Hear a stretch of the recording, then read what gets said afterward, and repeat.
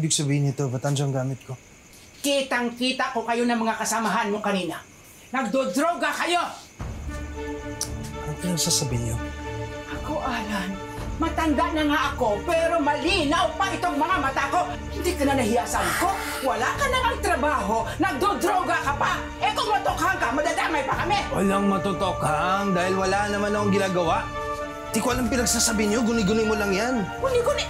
Sandali! Ano ba? Alam kong hindi ka pa aalisin ng anak ko. Pero ako mismo ang nagpapalaya sa'yo. Umalis ka na dito! Ha? Umalis? Ha?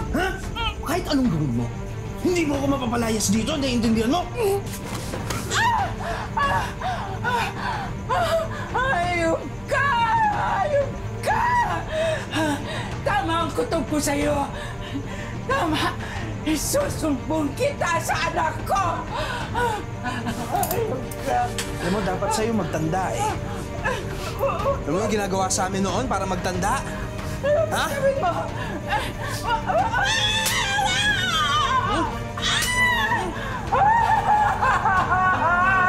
Tama na! Bawa ka!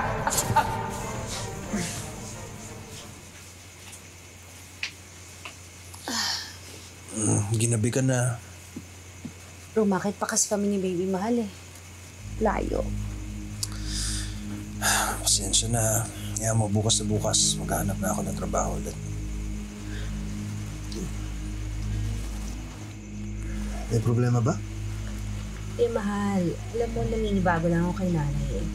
Ang aga natulog, tapos para ang tamlay. Ay, hayaan mo na yung magpahinga. Siguro hindi lang maganda pakiramdam. Ha?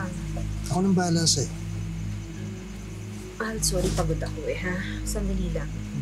Ang bihira naman to. Buong araw na nga kita hindi nakakasama. Tatanggihan mo pa ako. Sige na. Sige na.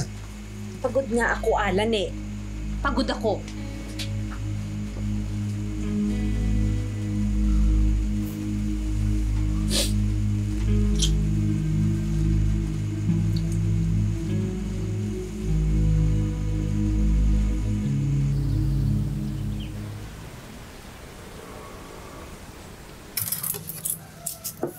Nay, pasok na ba ako?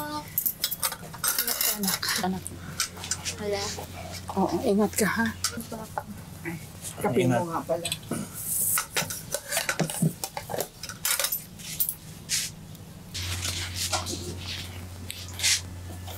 Nay, ano yan nasa binti mo?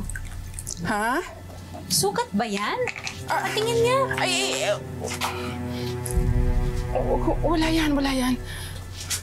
Nasabit lang sa kama. Sigurado ka? Oo.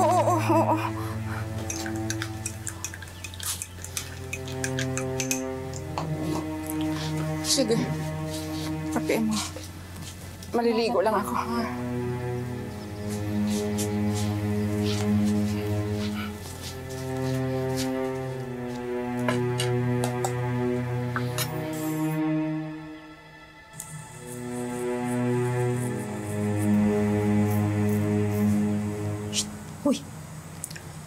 Kanina ka pa tulala.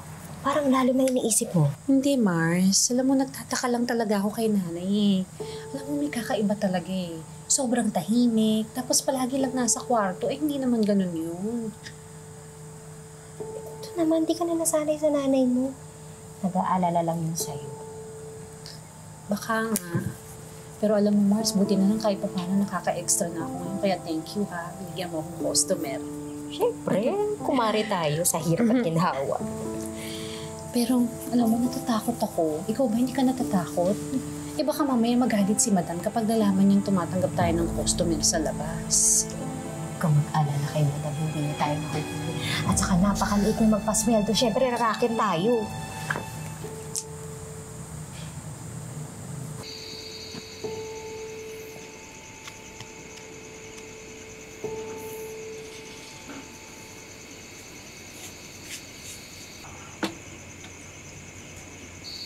Ano yan?